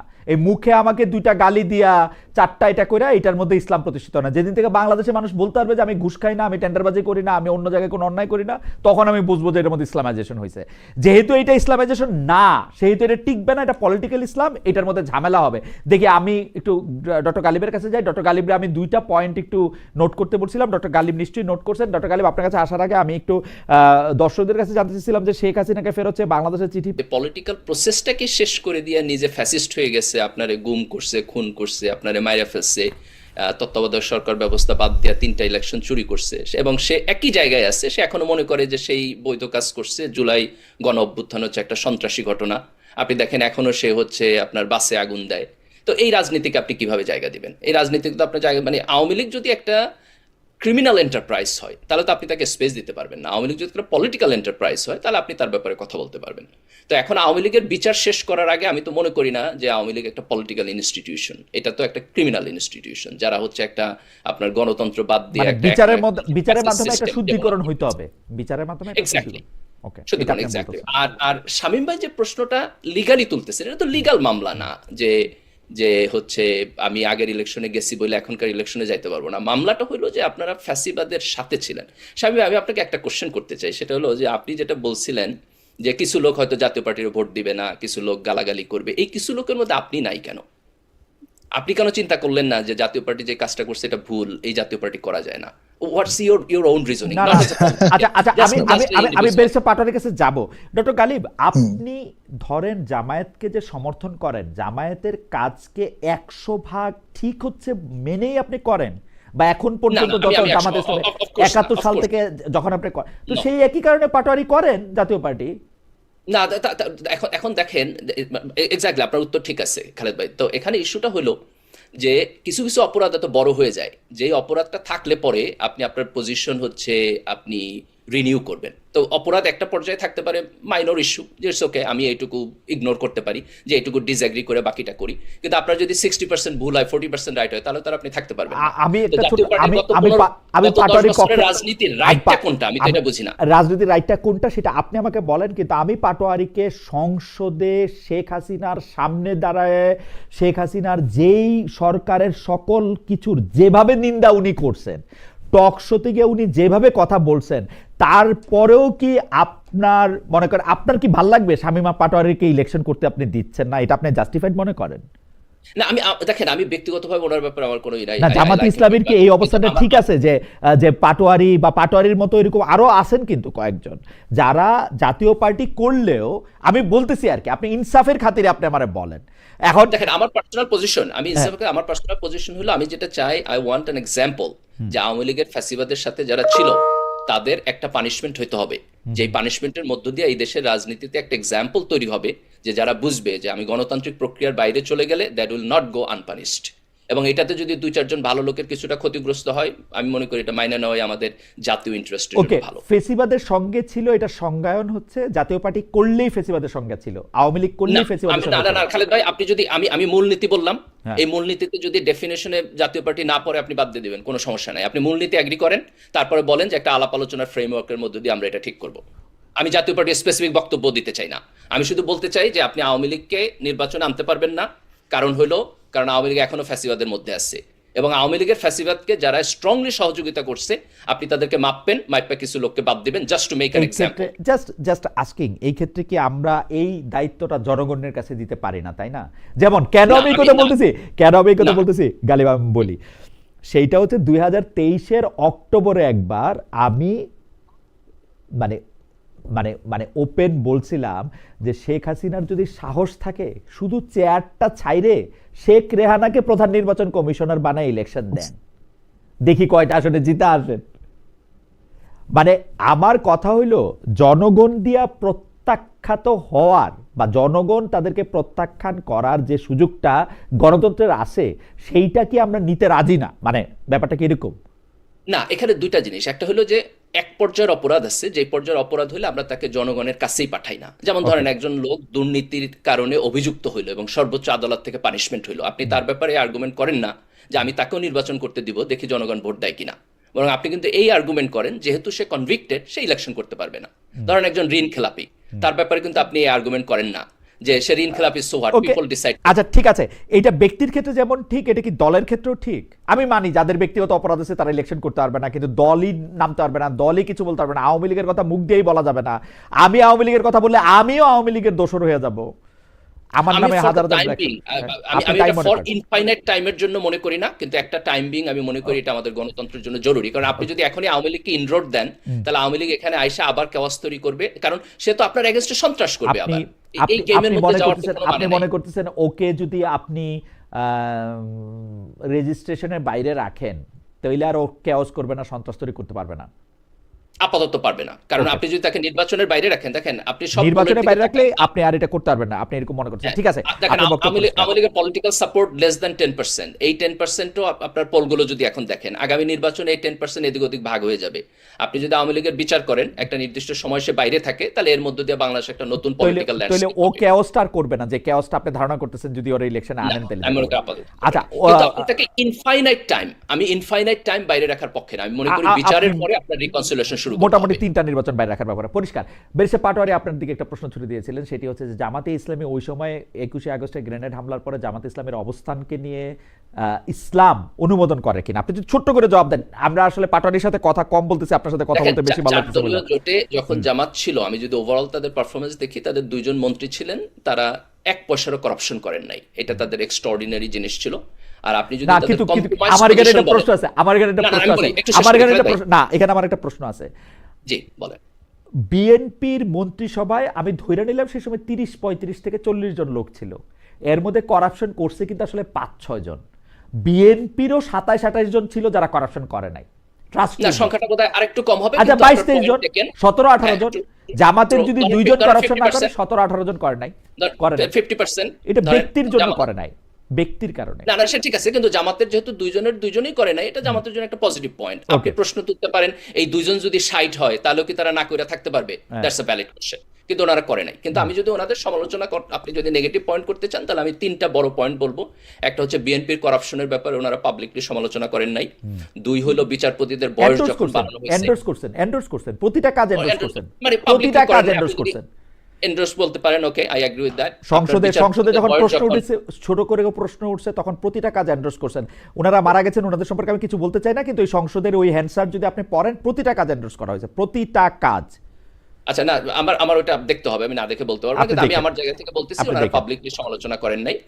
সেকেন্ড হইলো বিচারপতিদের বয়স বাড়ানো হয়েছে। আপনার এই বাড়ানোর মধ্য দিয়ে আপনার তত্ত্বাবধায়ক সরকারের পলিটিক্যাল ইনস্টিটিউশনকে আপনার আঘাত করা হয়েছে, এটাকে ওনারা সমালোচনা করেন নাই। শামীম ভাই যে প্রশ্ন তুলছেন সেটা মেরিট আছে, যে 21শে আগস্টের যে বোমা হামলা হয়েছে সেটাকে বিএনপি যখন আপনার এই জজ মিয়া নাটক করছে, ওনারা সেটার সমালোচনা করেন নাই। এটা অন্যায় কাজ করছেন, ভুল কাজ করছেন, ভুলকে আপনার স্ট্রেট ফরওয়ার্ড ভুল বলতে হবে। কিন্তু ডক্টর কালিব, আপনি যত সহজে ভুল বলেন, জামাতের কেন্দ্রীয় নেতাদের মধ্যে আমরা এত সহজে ভুল স্বীকার করাটা আমরা দেখি না। তারপরও আপনাকে ধন্যবাদ জানাতে চাই, যে কারণ আপনার কথা যেহেতু তারাও শোনেন, নিশ্চয়ই এটাতে 100 এটার মধ্যে প্রভাব আমরা দেখতে পাবো। যাই হোক, আমরা একটু ডক্টর গালিবের কথা শুনলাম, আমরা একটু ব্যারিস্টার শামীম পাটোয়ারির কথা শুনি। ব্যারিস্টার শামীম পাটোয়ারি, আমরা জানি যে আমাদের জাতীয় নিরাপত্তা উপদেষ্টা জনাব খলিলুর রহমান আসলে ভারত সফর করেছেন। তিনি ভারতের নিরাপত্তা উপদেষ্টা অজিত দোভালের সঙ্গে বৈঠক করেছেন এবং বিভিন্ন গুরুত্বপূর্ণ বিষয়ে আলোচনা করেছেন, কিন্তু আমাদেররা এখনো জানি না যে এটার মধ্যে কি আলোচনা হয়েছে। আমরা কিন্তু এর আগে দেখছি যে জাতীয় পার্টি প্রধান ভারত সফর করতেন, ফিরে এসে সাংবাদিকদের বলতেন কিছু বলা যাবে না। আমার কাছে মনে আছে যে আমি একবার চেপে ধরছিলাম যে না, আপনাকে বলতেই হবে, আপনি বলবেন না কেন, আপনি একটা দলের, একটা বিরোধী দলের প্রধান, তিনি, আপনি এটা কেন বলবেন না, কিন্তু তিনি আমারও বলেন নাই। এখন জে.এম. কাদের সাহেব কিন্তু আবারও ভারত সফরে গেলে কি আলোচনা হতো এখন, মানে ওই সময় ভারত সফরে গিয়ে কি আলোচনা হয়েছে তা প্রকাশ্যে কেন এখন বলতেছেন না? মানে তিনি কেন এখন আমাদেরকে জানাইতেছেন না যে তাকে আসলে কি চাপের মধ্যে দিয়ে যাইতে হয়েছিল, বা তিনি কি চাপের মধ্যে গেছেন, তাহলে আমরা এটা বুঝতে পারতাম। আওয়ামী লীগের মন্ত্রীরা কিন্তু বলতো তারা ভারত যান যাতে আওয়ামী লীগ সরকারকে ক্ষমতায় রাখতে ভারত সাহায্য করে। আপনার নিশ্চয়ই মনে থাকবে ব্যারিস্টার পাটোয়ারি, আপনি একটু আমাকে বলেন যে জে.এম. কাদের সাহেবের সাথে ভারত। জিম কাদের সাহেব ওটা স্লিপ অফ টাং ছিল। আর চ্যাটহ্যাম রুল বলে তো একটা রুল আছে যে একান্তে কথা বলে এটা বাইরে বলা যাবে না, এটা খুব নরমাল। দেখুন, জিএম কাদের কোনো পোর্ট দিয়ে আসে নাই, কোনো বিদেশে কোনো চুক্তি, সামরিক চুক্তি করে আসে নাই, কোনো নন ডিসক্লোজার ক্লজের কিছু করে নেই। কি করছে আমরা জানি না তো। বর্তমান আমরা জানি না, হ্যাঁ, কিন্তু অবশ্যই লিখিত কিছু হয়নি, চুক্তি হয়নি। বর্তমান না, জেম সরকার কাদের তো চুক্তি করবেন না, জেম কাদের হচ্ছে জি, জি, ভারতকে অবশ্যই সাহায্য discussion করবেন, করবেন। ভারত যাতে এখানে হ্যাঁ, অ্যাক্ট করতে পারে। এমনও আমার তো মনে হয় উনি ওনার অভিজ্ঞতা থেকে এমন একটা অপিনিয়নও দিতে পারেন যে বারবার একতরফা ভোট করা হলে দেশের ক্ষতি হতে পারে, এমন অপিনিয়নও দিতে পারেন। আমি নিজেও জানি না, কিন্তু বর্তমান সরকার নন ডিসক্লোজার ক্লোজ দিয়ে চুক্তি করেছে এবং জামাত সেটাকে সমর্থন করেছে, ইসলামিক দলগুলো এনসিপি জামাত সমর্থন করেছে। আচ্ছা, গালিব ভাই অসাধারণ বক্তব্য দিয়েছেন এবং তার মধ্যে যে কুইক স্বীকার করে নেয়, এটা বাংলাদেশের রাজনীতিতে বিরল। এবং আমি মনে করি ওনার মতো লোক যে দলের অ্যাডভাইজার থাকবেন বা তার কথা শুনলে অবশ্যই জামাত আরো লিবারেল হবে, আরো ইনক্লুসিভ হবে এবং পলিটিক্যালিও শাইন করবে।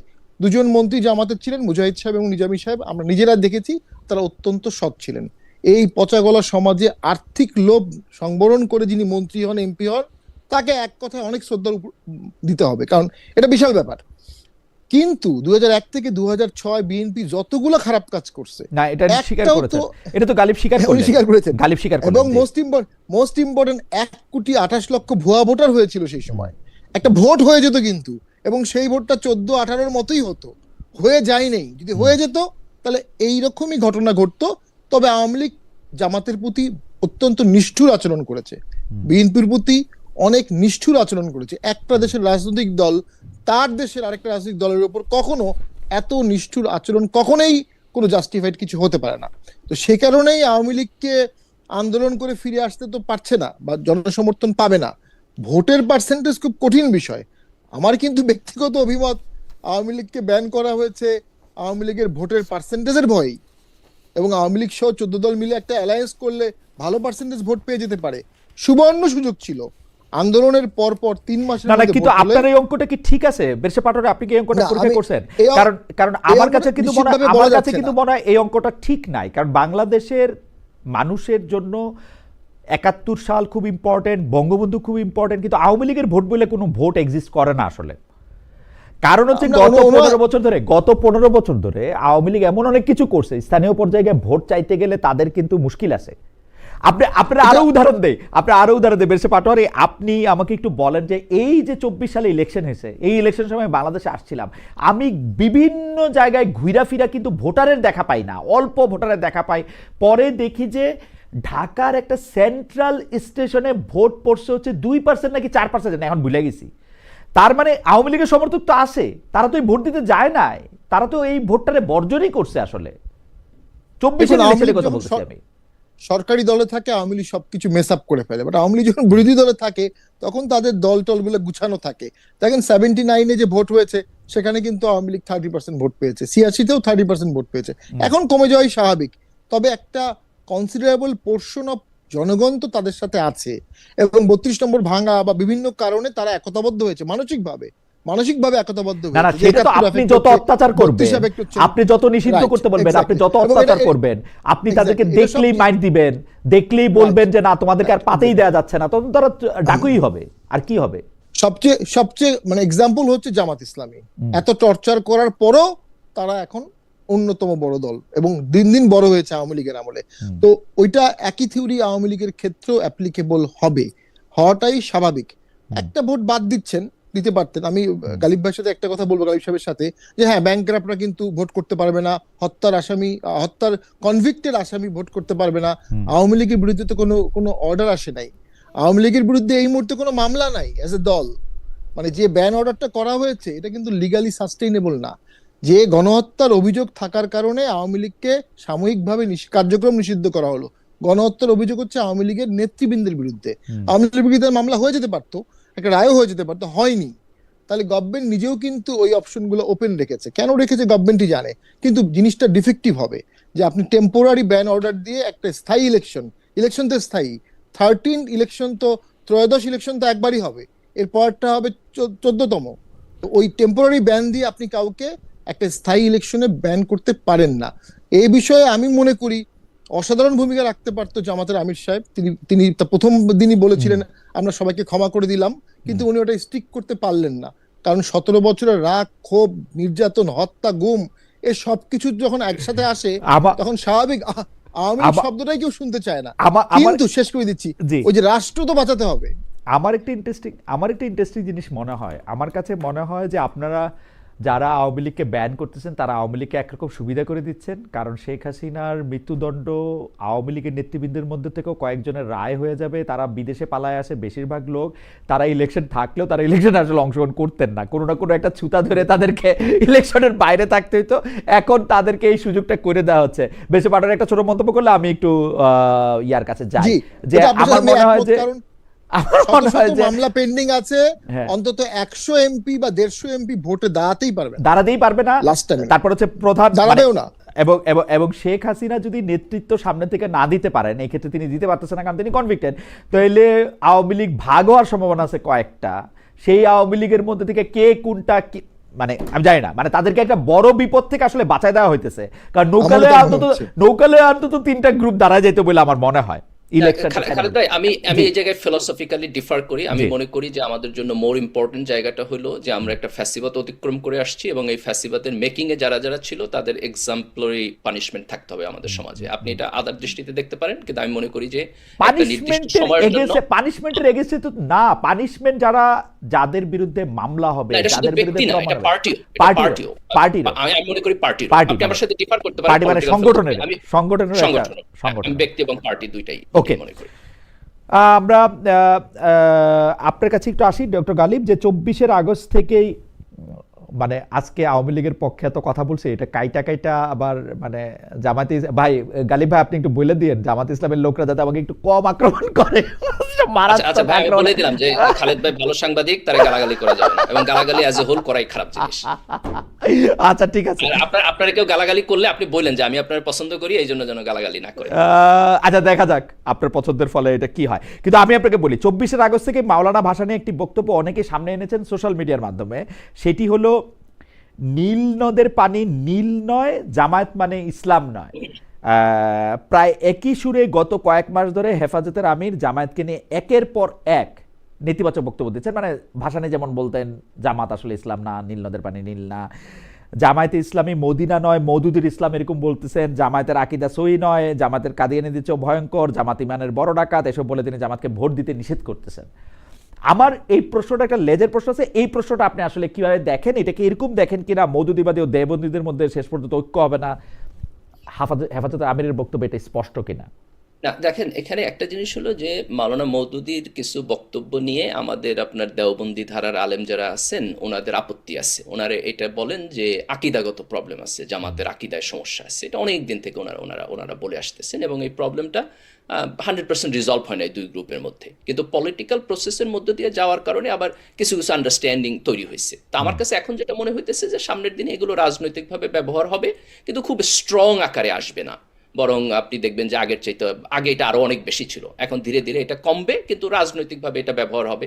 যেমন ধরেন যে জামাতের যারা অপোনেন্ট থাকবে তাদের জন্য এটা খুবই ভালো স্ট্র্যাটেজি যে তারা যদি আরো একটা দুটো ইসলামিক দল তাদের সাথে পায় এবং তারা যদি জামাতকে ব্যাশিং করে তাহলে একটা নিউট্রাল জায়গাটা হলো। আমি যে ধরেন আমি এগুলোকে ন্যাচারাল প্রক্রিয়া হিসেবে দেখি, আমি যেই জায়গাতে দাঁড়াইতে চাই সেটা হলো যে ইসলামের মধ্যে ভিন্ন ভিন্ন আন্ডারস্ট্যান্ডিং আছে এবং ভিন্ন ভিন্ন ওপিনিয়ন আছে, একজনের সাথে আরেকজনের ওপিনিয়ন ডিফার করে।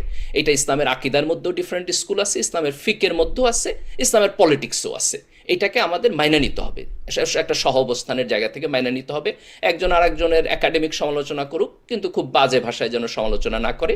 সবাই মিললে এক হয়ে যাবে এটাও যেরকম হইব না, আবার সবাই আলাদা আলাদা থাকা মানেই কেউ ইসলামী না এটাও না। এই মানুষের আন্ডারস্ট্যান্ডিং আমি আমার জায়গাটা একটু বলি ডক্টর গালিব।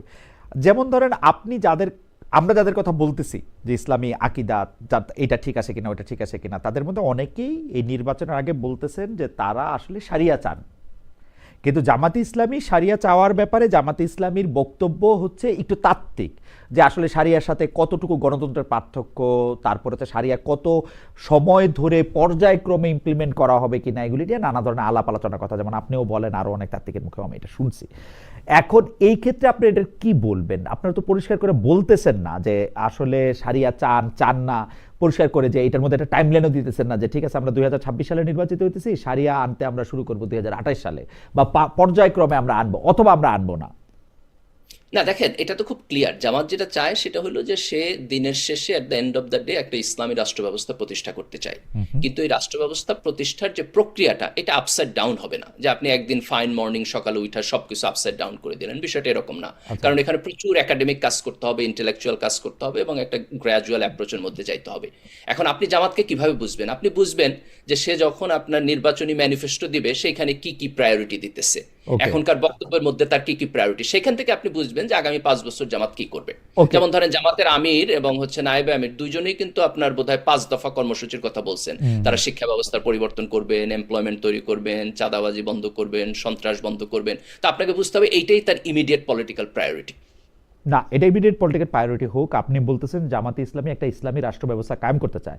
এখন আপনি আমাকে ইসলামী রাষ্ট্র ব্যবস্থা কি সেই জিনিসটাকে একটু বুঝতে সাহায্য করবেন? যদি আমি 5টা ফ্যাক্টর দিয়ে আপনাকে জানতে চাই যে এটা বিচার, অর্থনীতি, গণতন্ত্র, শিক্ষা, নারী, এই ক্ষেত্রে আমরা এখন ইসলামিক রাষ্ট্র ব্যবস্থার থেকে বাইরে কিনা, এবং জামাত ইসলামী এটা থেকে কি চায়? বিচার বিভাগটা কি আসলে এখন আমরা ইসলামী ব্যবস্থা থেকে বাইরে? এটার মধ্যে কি আসলে জামাত ইসলাম পরিবর্তন করতে চায়? খালেদ ভাই, এটা 3টা কম্পোনেন্ট। আমি যদি এটাকে ব্যাখ্যা করি, তাহলে এটা অনেক তাত্ত্বিক আলোচনা, অল্প সময়ের মধ্যে ব্যাখ্যা করা খুব কঠিন। 3টা কম্পোনেন্ট। একটা হইলো ইসলাম একটা ইনসাফপূর্ণ সমাজ ব্যবস্থা চায়, যেখানে মানুষের জন্য ন্যায় বিচার থাকবে। যেমন ধরেন আপনি একটু আগে বললেন যে আমি সমাজকে তখনই ইসলামী বুঝবো যখন আমি দেখবো যে মানুষ চুরি করে না, মানুষ মিথ্যা কথা কয় না, মানুষ ঘুষ খায় না। তো ইসলামী রাষ্ট্র ব্যবস্থার একটা টার্গেট হবে এরকম, যিনি শাসক থাকবেন তিনি জনগণের কাছে দায়বদ্ধ থাকবেন, তিনি সন্ত্রাস করবেন না, দুর্নীতি করবেন না এবং মানুষের অধিকারের প্রতি কম্প্যাশনেট থাকবেন। এটা হচ্ছে একটা কম্পোনেন্ট, নাম্বার 1। নাম্বার 2 হলো যে আইন কানুন এবং সিস্টেম যেটা আমরা সামনের দিনে ডেভেলপ করব, এইটা কোরআন এবং সুন্নাহর সাথে কনফ্লিক্টিং কোনো কিছু আমি নতুন করে ইমপ্লিমেন্টেশন করব না। এটা কিন্তু বাংলাদেশে বিএনপিও এগ্রি করে, তাই না? বিএনপিও খুব স্ট্রেট ফরওয়ার্ড এই কথা বলে। জাতীয় পার্টি আওয়ামী লীগও করতো, আওয়ামী লীগও বলছে, প্রতিবার বলছে কোরআন সুন্নাহর বাইরে কোনো আইন করবে না। সেকেন্ড কম্পোনেন্ট দেখেন। থার্ড কম্পোনেন্ট হলো এক্সিস্টিং সিস্টেমের মধ্যে এমন অনেক কিছু আছে যেগুলো ইসলামের সাথে কন্ট্রাডিক্ট করে। এইটাকে আমি কিভাবে চেঞ্জ করে একটু একটু করে একটা ইসলামিক সিস্টেমের দিকে যাব। যেমন ধরেন একটা এক্সাম্পল, আমাদের অর্থনৈতিক সিস্টেম ইন্টারেস্ট বেসড। এখন আপনি যদি ইন্টারেস্ট বেসড সিস্টেম থেকে বের হয়ে যান, ইন্টারেস্ট তো ইসলামে হারাম, তাই না? কিন্তু আপনি যদি বের হয়ে যান, আপনি কি একদিনে বের হইতে পারবেন? যে যারা জামাতকে বলে যে তারা আগামীকাল সকালে কেন শরিয়া কায়েম করবে না, তাদেরকে না ক্ষমতা বসায় দেন, তারাও পারবে না। ওকে, এটা এত কমপ্লেক্স গ্লোবাল সিস্টেম, আপনি পারবেন না। তাহলে থার্ড কম্পোনেন্ট হলো এক্সিস্টিং সিস্টেমকে কেয়ারফুলি এক্সামিন করা, যে এর মধ্যে কোনটুকু ইসলামের সাথে কন্ট্রাডিক্ট করে এবং সেটাকে আমরা কিভাবে একটু একটু করে চেঞ্জ করতে পারি। এই কাজটা কেউই হঠাৎ করে পারবে না। ওকে, আপনি হঠাৎ করে পারবেন না, আপনি এটা একটা পিরিয়ডিক্যাল বা টাইম বেসড একটা এক্স্যাক্টলি। এবং এইখানে আমি যেটা চাই যে একটা ইসলামী দল এই পরিবর্তনের রোড ম্যাপটা আগে ভাগে বলবে জনগণকে, জনগণের সাথে আলাপ করবে, তার অ্যাপ্রুভাল নিবে, তারপরে করবে, যাতে করে জনগণের কোনো অংশ এই ভয়ে না থাকে যে আমি তারে ভোট দিব, সে আইসা অন্য একটা কিছু করে ফেলবে। আচ্ছা, ঠিক আছে, এখানে যেন কোনো অস্বচ্ছতা না থাকে। ঠিক আছে, মানলাম। তাহলে আমি আপনার কাছে থেকে মানে একটু বেরসা পাটোয়ারের কাছে যাই। খালি এই পর্যায়ে আমি একটু আপনাকে প্রশ্নটা করে রাখি, আপনারা যদি শারিয়ার ব্যাপারেই ধীরে ধীরে হোক, পর্যায়ক্রমে হোক, সেইখানে যদি যাইতে চান, তাহলে আপনারা জুলাই সনদ, উচ্চ কক্ষ, নিম্নকক্ষ, সবখানে পিআর, এগুলি কথা তাহলে কেন বললেন? মানে এগুলি তো দরকার নাই আর কি। মানে আপনি যদি শারিয়া কায়েম করেন, তাহলে তার সাথে জুলাই সনদের কি সম্পর্ক, বা জুলাই সনদ থাকলেই কি না থাকলেই কি? আমরা আসছি আপনার কাছে ডক্টর মির্জা গালিব। আমি একটু বেরসা পাটোয়ারির কাছে যাই। যে বেরসা পাটোয়ারি, আমরা যে এই কখনো সরকারে থেকে, কখনো ফরমাল বিরোধী দলে থেকে জাতীয় পার্টি গত 15 বছর আওয়ামী লীগের যে সহযোগী শক্তি ছিল, বারবার আমাদেরকে সেই প্রশ্ন করতে হইতেছে যে দেশে যাওয়ার মানে দেশ ছেড়ে যাওয়ার আগে আওয়ামী লীগের নেত্রী আপনাদের সঙ্গে কোনো আলাপ করেছিলেন? কিছু কি বলেছিলেন? এখন যে তিনি দেশের বাইরে আছেন, তিনি কি আপনাদের সঙ্গে আলাপ করেন? তিনি যে এইসব নির্দেশনা দেন, যে কখনো বাস পুরানোর, কখনো আন্দোলন করার, কখনো ঢাকা লকডাউনের, এটার সাথে কি আপনাদের সম্পর্ক আছে? আপনি পার্টির জেনারেল সেক্রেটারি, আপনি কি একটু বলবেন আওয়ামী লীগের যে জেনারেল সেক্রেটারি এখন ভারতে পালিয়ে আছেন, তিনি কি আপনার সাথে যোগাযোগ করেন? কি বলেন, বলবেন? 16 বছর না, আমরা বলবো কোশ্চেনেবল টাইম ধরলে 10 বছর 6 মাস। আর হ্যাঁ, আমরা ছিলাম অনেকটাই, সংসদে ছিলাম, বিরোধী দলে ছিলাম। অবশ্যই আওয়ামী লীগের এই জ্বালাও পোলাও আমরা কোনোভাবেই সমর্থন করি না। তবে ইতিহাস বলে আপনি যখন স্পেস দিবেন না, যখন দেয়ালে তাদের পিঠ থেকে যাবে, তাদের দোষ থাকতে পারে, ত্রুটি থাকতে পারে, তখন তারা রিয়্যাক্ট করবেই। পৃথিবীর ইতিহাসে তাই হয়েছে বারবার। এবং আমি যেটা মনে করি, সমাজটা খুব দ্রুত ভাগ হয়ে যাবে। আমরা মানে কোনো খারাপ ভালো অর্থ বলছি না, সাম্প্রদায়িক অসাম্প্রদায়িক এই দুই ভাগে। 47 আমাদের একটা সাম্প্রদায়িক প্রোডাক্ট এবং সাথে অনেক কিছু ছিল। আবার ৭১ কিন্তু আমাদের একটা অসাম্প্রদায়িক প্রোডাক্ট। এরকম বাংলাদেশের ভিতরেও একবার সাম্প্রদায়িক আসবে, একবার অসাম্প্রদায়িক আসবে। তো যখন অসাম্প্রদায়িকের প্রেশার বাড়বে তখন আওয়ামী লীগ অটোমেটিক রিভাইভ করবে। আওয়ামী লীগের রিভাইভ কোনো ককটেল মেরে করার দরকার হবে না, এই কারণে যে এই সরকারই বাংলাদেশে আসবে সে দেশের মানুষকে হ্যাপি করতে পারবে না, এবং একটা বড় অংশের মানুষ আন্দোলন করতে চাবে এবং প্রয়োজনে আওয়ামী লীগকে সাথে নিয়েই করতে চাবে। একটা ছোট উদাহরণ দিই, কোনো কারণে ভোটে যদি জামাত জিতে যায়, এটা 6 মাস আগে আমরা বলতামই না, এখন আবার প্রশাসন যেভাবে সাজানো মনে হয়, যেদিন জামাত জিতে যাবে তার পরের দিনই তো আওয়ামী লীগ বিএনপি জামাতের বিরুদ্ধে আন্দোলন শুরু করবে practically, or vice versa, BNP জিতে গেলে। তো এটা তো রাজনীতির রিয়েলিটি। যখন আপনার সার্টেন পপুলেশন আপনার সাথে আছে, আপনি অটোমেটিক ব্যাক করবেন। এখন আপনি তাকে ধমক দিয়ে, কার্টেল করে, কন্টেইন করে আনবেন, নাকি তার জন্য ওই অপশনটা না, না, ওপেন রাখবেন যে পোস্টে- সে ধাক্কা দিয়ে না, না, আসবে। পাটোয়ারি, আর আমার সাথে কোনো কথা হয় না, আমার সাথে ওবায়দুল কাদের সাহেবের জীবনে একবারই কথা হয়েছিল সংসদে। উনি আমাকে ডেকে বলেছিলেন তুমি সংসদে ভালো কথা বলো, এর বাইরে কখনো কোনো যোগাযোগ হয়নি। আমরা আমাদের রাজনীতি করছি, ৭১-এর পক্ষে রাজনীতি করছি। হ্যাঁ, ৩২ নম্বর ভাঙার বিরুদ্ধে আমরা কথা বলেছি, তখনও বলেছি, এখনো বলছি। এতে আওয়ামী লীগের কিছু লোক খুশি হতে পারে। আবার যে থিওরিটা বাজারে ঘুরছে, জাতীয় পার্টি ভোট করলে আওয়ামী লীগ প্রচুর ভোট দেবে, আওয়ামী লীগ সেই দল না। সেই কম্প্রোমাইজিং দল হলে আওয়ামী লীগ আজকে এই পর্যায়ে আসতো না। কিন্তু- আওয়ামী লীগকে ভোট থেকে বাদ দেওয়া হলে তারা ভোটটা প্রতিহত করবে। আমি জাস্ট একটু এবং বোঝার জন্য অনেক বোঝার জন্য পাটোয়ারি সাহেব, যে মানে বেশি পাটোয়ারি, যে আওয়ামী লীগের সাথে যে অনেক লোকজন আছে সেইটা আমরা কি করে বুঝতেছি যে আওয়ামী লীগের সাথে অনেক জনগণ আছে? এটা এটা একটা কারণ হচ্ছে আওয়ামী লীগ 4th জেনারেশনের দল, এবং সুবিধাভাগী প্রচুর ক্লাস তারা গত 15 বছরের ক্লাস। আমি যেহেতু এমপি ছিলাম, আমি দেখেছি ধানের লাইসেন্স, গমের লাইসেন্স, ধানের চালের কোটা, অনেক কিছু মিলে একটা সুবিধাভোগী ক্লাস তারা তৈরি করতে পেরেছে গত 10-15 বছরে। এই সুবিধাভোগী ক্লাসটা, যারা সুবিধা ভোগী ক্লাস, না, এটা তারা চেয়ারে না থাকলেও কি দলের প্রতি লয়াল থাকে? না, একটা অংশ থাকবে, একটা অংশ থাকবে না।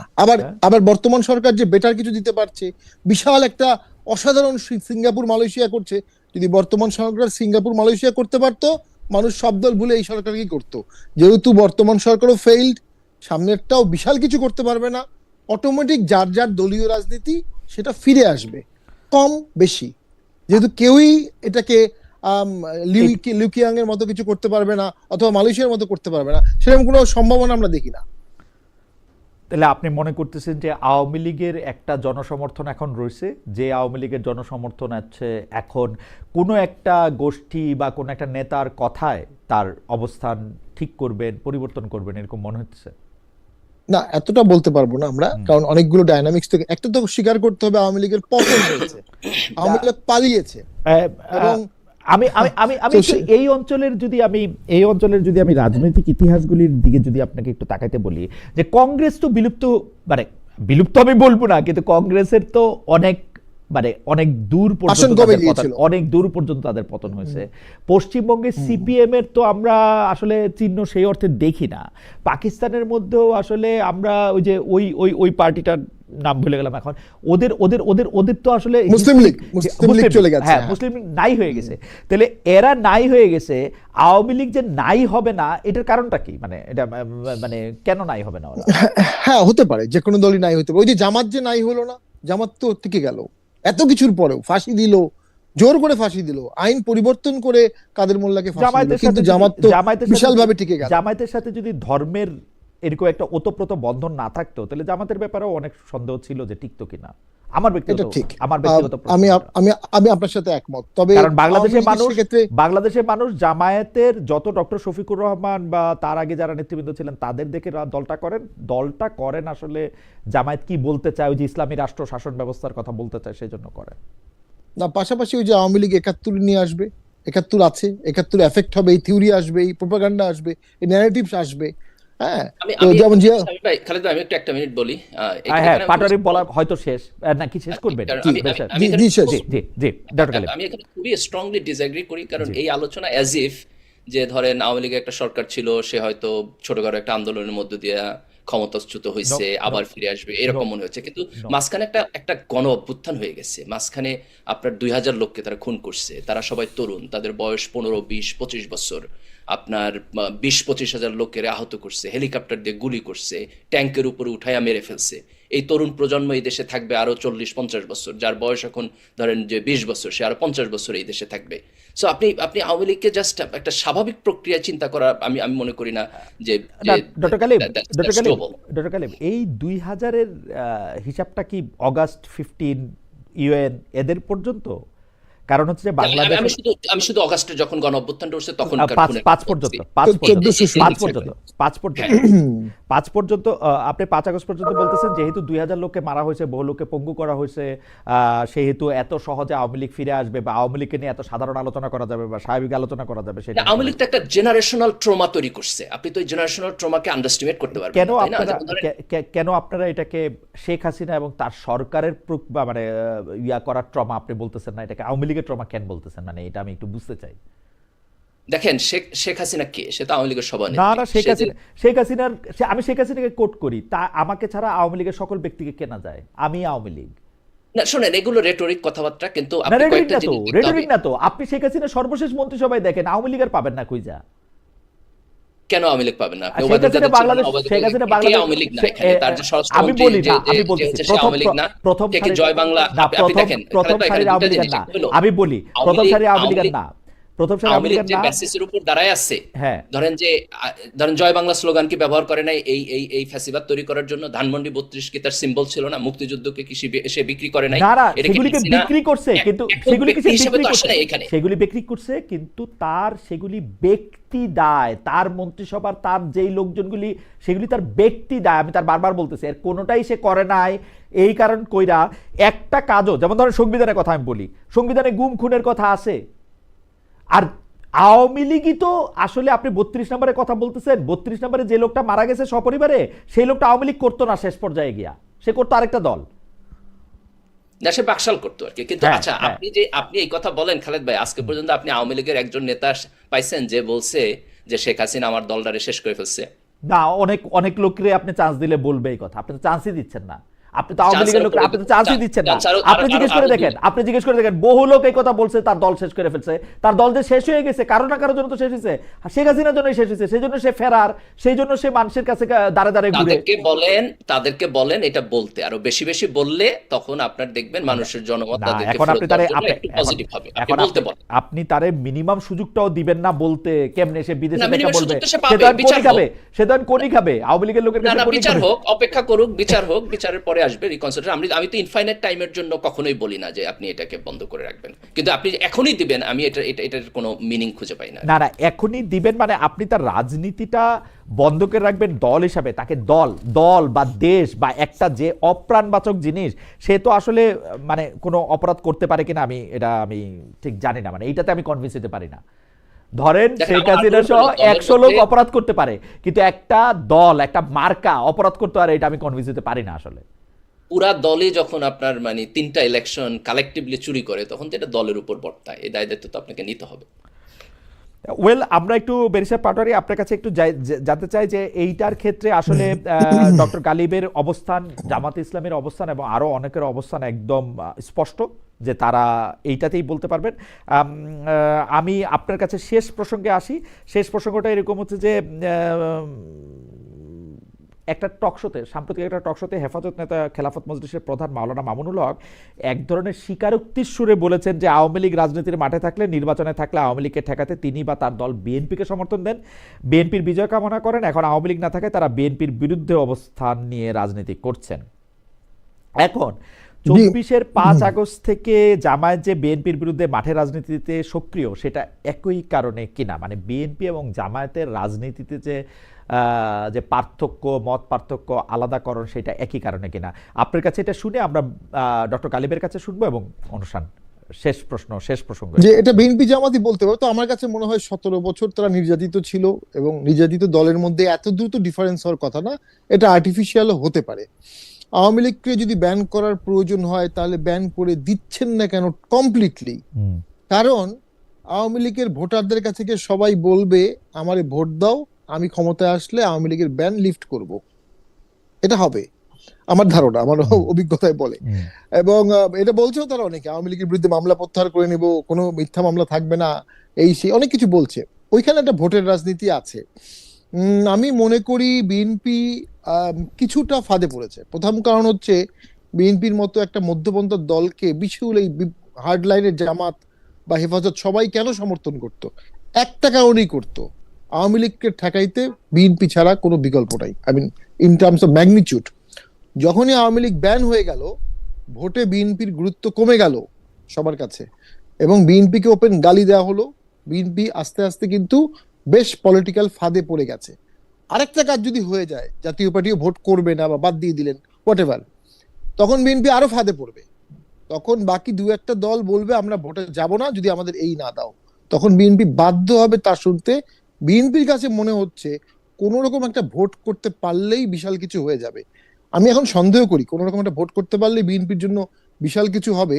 জিনিসগুলো এরকম নাই, সবগুলো জিনিসই প্রতিনিয়ত সরে যাচ্ছে। তো একটা ভোলাটাইল সিচুয়েশন হচ্ছে। আমি যেটা অনুভব করি, অবশ্যই বহু মানুষ মারা গেছে, গুম হয়েছে, চোখ হারিয়েছে, একটা রাগ ক্ষোভ দুঃখ থাকবে। তবে রাষ্ট্রটাকে বিনির্মাণ করার সুযোগ কিন্তু সবাই পায় না। আর বিনির্মাণ করতে গেলে আপনাকে পরাজিত শক্তিকেও আপনি সাইড লাইনে বসান, তৃতীয় সারিতে বসান, তাকে বসিয়েই কিন্তু বিনির্মাণ করতে হবে। যে জন্য বঙ্গবন্ধু বলেছিল, সাধারণ ক্ষমা ঘোষণা করে দিয়েছিল, এবং বঙ্গবন্ধু ৭৫ পর্যন্ত কোনো যুদ্ধাপরাধীর বিচার প্র্যাকটিক্যালি করেননি। আমি ইনডাইরেক্টলি বলতে পারি উনি যুদ্ধাপরাধীর বিচার চাননি, উনি চেষ্টা করেছিলেন। তো সেটা কিন্তু সবাইকে আমার একটা আন্ডারস্ট্যান্ডিং। তো আমি মনে করি এই উপলব্ধিটা হতে হবে। আর শেষ করে দিচ্ছি, একটা ভোট আপনি করতেই পারবেন, দুটো ভোট আপনি করতে পারবেন, কিন্তু যখন ধাপে ধাপে এভাবেই দেশ চলবে, আরেকটা শেখ হাসিনা স্বৈরতন্ত্র হবে কোত্থেকে? শেখ হাসিনা ফিরে আসবে কিনা, ভোট করবে কিনা, এগুলো অনেক অলিক। শেখ হাসিনার আর স্বৈরতন্ত্র হওয়ার সুযোগ নাই, কিন্তু ভবিতব্য অনেকের কিন্তু শেখ হাসিনার থেকে বড় স্বৈরতন্ত্র হওয়ার সুযোগ তৈরি হইতে পারে যদি এই আন্দোলনের অজুহাত দিয়ে সবগুলো কাজই আপনি জাস্টিফাই করতে থাকেন। অমুককে বাদ, ওই আইন হবে, ওইটা ওই অর্ডিন্যান্স হবে, ওই সনদ হবে। আন্দোলন তো আমার মনে হয় যে মানে আপনারা যদি একটু সময় দেন, এটা নিয়ে যদি আরেকটু মানে আজকেই আরো ৫-৭ মিনিট যদি একটু কথা বলা যায়, কারণ আপনার বক্তব্য নিয়ে আমার কিছু মানে আপনার থিসিস নিয়ে আমার কিছু এন্টি থিসিস আছে। যদি মির্জা গালিবের একটু সময় থাকে।